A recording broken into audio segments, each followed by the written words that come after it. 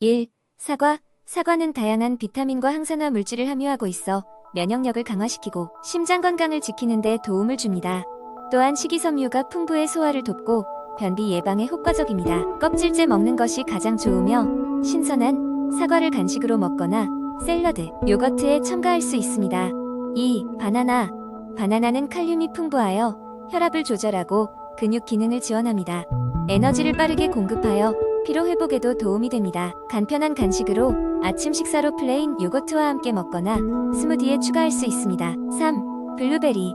블루베리는 강력한 항산화제인 안토시아닌이 풍부하여 노화 방지와 뇌 건강에 도움이 됩니다. 심장 건강을 증진시키고 혈당 수치를 안정적으로 유지하는 데 기여합니다. 신선한 블루베리를 그대로 먹거나 스무디, 샐러드, 오트밀 등의 토핑으로 활용할 수 있습니다. 4. 오렌지. 비타민C가 풍부한 오렌지는 면역력을 강화시키고 피부 건강에도 좋습니다. 플라보노이드가 함유되어 있어 염증을 줄이고 콜레스테롤 수치를 낮추는 데 도움을 줍니다. 껍질을 벗겨 바로 섭취하거나 주스로 만들어 마실 수 있습니다. 5. 딸기. 딸기는 비타민C와 망간의 좋은 공급원이며 체내 염증과 산화 스트레스를 줄이는 데 도움을 줍니다. 눈 건강에도 유익합니다. 딸기는 그대로 먹거나 요거트에 섞어 디저트로 즐기거나 샐러드에 첨가하여 신선한 맛을 더할 수 있습니다. 6. 수박. 수박은 수분 함량이 높아 수분 공급과 해독에 좋습니다. 라이코펜이 풍부하여 심혈관계 건강을 지키는 데 효과적입니다. 여름철 청량감을 즐기기에 좋으며 냉장고에 차갑게 식혀 먹거나 슬러시로 만들어도 맛있습니다. 7. 파인애플. 파인애플에는 소화를 도와주는 브로멜라인 효소가 포함되어 있습니다. 항염 작용을 하여 관절 건강에 도움이 되며 비타민C가 면역력을 강화합니다. 신선한 파인애플을 잘라서 간단히 먹거나 스무디, 디저트의 재료로 사용할 수 있습니다. 8. 키위. 키위는 비타민E와 비타민C의 훌륭한 공급원이며 면역 체계를 강화하고 피부를 촉촉하게 유지하는 데 도움을 줍니다. 철분 흡수를 도와 빈혈 예방에 효과적입니다. 껍질을 벗기고 썰어서 샐러드, 디저트에 활용하거나 통째로 드셔도 좋습니다. 9. 포도. 포도에는 레스베라트롤이 포함되어 있어 심장병 예방에 도움을 주며 두뇌 건강을 보호하고 혈당 조절에 유익합니다. 세척 후 그대로 섭취하거나 와인으로 변형하여 즐길 수 있습니다. 10. 아보카도. 아보카도는 건강한 지방산, 비타민E, 칼륨이 풍부하여 심혈관계 건강을 지키고 피부의 탄력을 높이며 혈당 수치를 조절하는 데 도움을 줍니다. 샌드위치에 사용할 수 있으며 과카몰리로 만들어 칩과 함께 먹거나 샐러드에 첨가할 수 있습니다. 두 번째 이야기, 우리 몸속의 장은 제2의 뇌라고 불릴 정도로 중요하면서도 복잡한 역할을 수행합니다. 장은 단순히 음식물을 소화하는 기능을 넘어 면역 체계를 조절하고 정신 건강에도 영향을 미친다는 사실이 밝혀지면서 현대인들 사이에서 건강한 장을 유지하는 것이 점점 중요한 화두로 떠오르고 있습니다. 이런 의식의 변화와 함께 자연스럽게 주목받고 있는 것이 바로 프로바이오틱스입니다. 프로바이오틱스란 장내 미세 생태계를 건강하게 유지하는 데 도움을 주는 유익균들을 말합니다. 이러한 유산균은 요구르트, 김치와 같은 발효식품에 많이 함유되어 있어 우리의 전통 문화 속에서도 오랫동안 접해온 익숙한 존재입니다. 실제로 발효식품을 즐겨 먹는 문화권에서는 소화기 질환의 발병률이 더 낮다는 연구 결과도 있었습니다. 이것은 프로바이오틱스가 장 건강에 실질적인 기여를 하고 있다는 증거이기도 합니다. 프로바이오틱스의 효능 중 가장 큰 부분을 차지하는 것은 바로 소화 개선입니다. 유산균은 소화를 돕는 효소를 분비하여 체내 음식물이 더 잘 처리되도록 하고 나아가 장벽을 강화하여 유해균의 침입을 막는 방어선을 구축합니다. 소화가 잘 되지 않아 속이 더부룩한 날엔 프로바이오틱스를 꾸준히 섭취하면 증상의 완화에 긍정적인 효과를 기대할 수 있습니다. 또한 프로바이오틱스는 면역력 강화에도 탁월한 역할을 합니다. 장내 유익균들이 면역세포와 상호작용을 통해 몸의 전반적인 면역 기능을 향상시키기 때문입니다. 최근 코로나19와 같은 감염병의 위협을 경험하면서 많은 사람들이 면역력에 대한 관심이 높아지고 있는 가운데 많은 전문가들이 프로바이오틱스를 면역력을 높이기 위한 좋은 보조제로 추천하고 있습니다. 정신건강의 측면에서도 프로바이오틱스는 기대 이상의 효과를 발휘합니다. 장과 뇌는 서로 긴밀하게 연결되어 있어 장 상태가 정신건강에 영향을 미친다는 장뇌 축 이론이 이를 뒷받침합니다.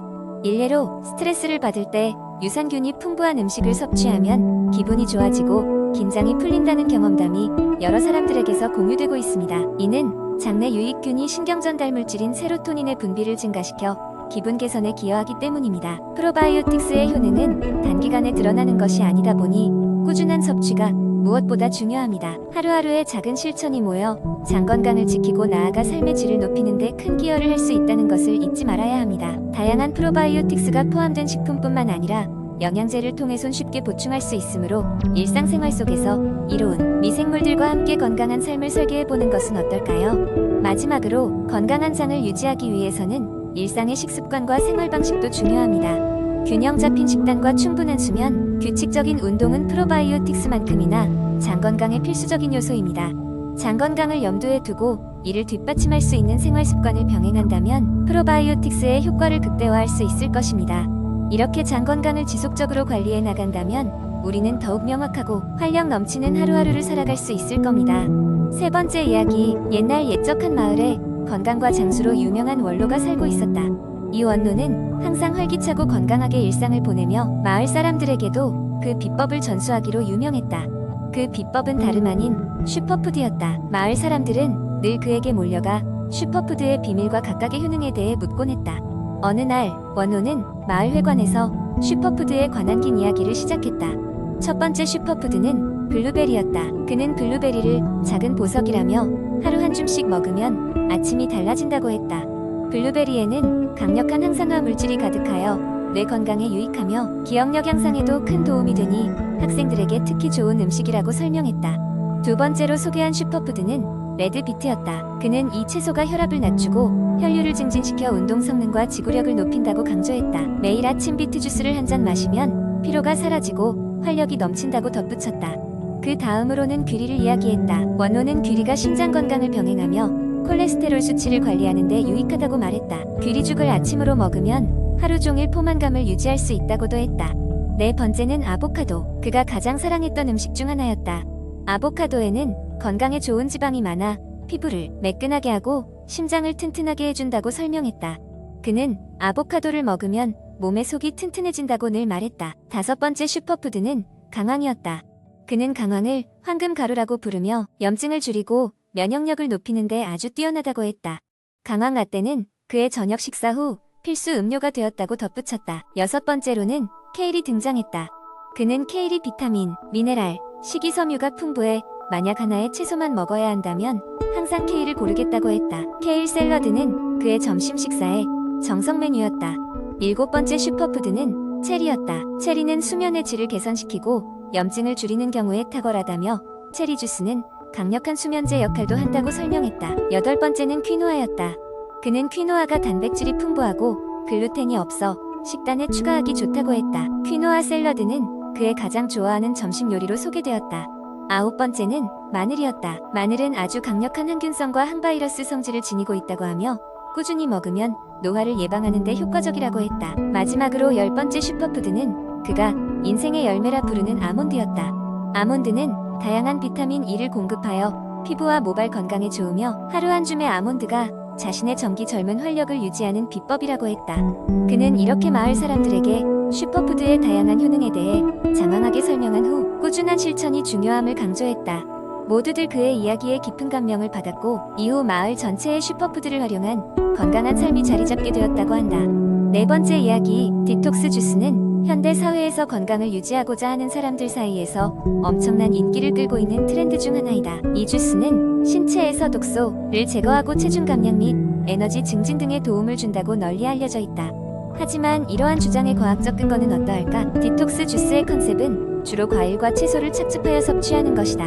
다양한 성분이 함유된 주스는 체내의 독소를 제거한다고 주장한다. 이 독소란 과연 무엇일까? 현대의 여러 연구들에 따르면 우리 몸은 이미 복잡한 해독 시스템을 갖추고 있어 간과 신장을 통해 자연스럽게 불필요한 물질들을 걸러낸다. 즉, 특별한 디톡싱이 필요한 것은 아닐 수 있다. 위스콘신 대학교의 연구원 존슨 박사는 과학적 증거를 통해 디톡스 주스가 간과 신장보다 더 효과적으로 독소를 제거할 수 있다는 주장은 거의 없으며 디톡스 주스는 기본적으로 영양가 있는 음료로서의 장점이 더 크다고 설명한다.